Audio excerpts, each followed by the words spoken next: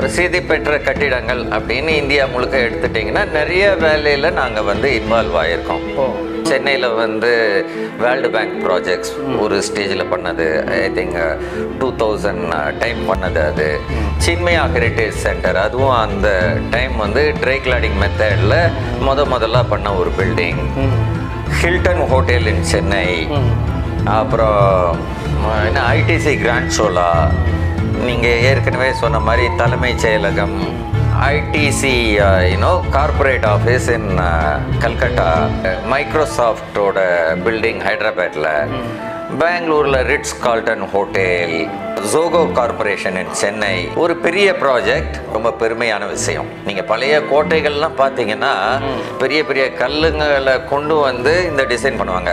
but அதெல்லாம் வந்து ஒரு ஒரு ஒரு ஒரு பில்டிங்கை முடிக்கிறது பார்த்தீங்கன்னா ராஜராஜ சோழன் ஆரம்பிச்சு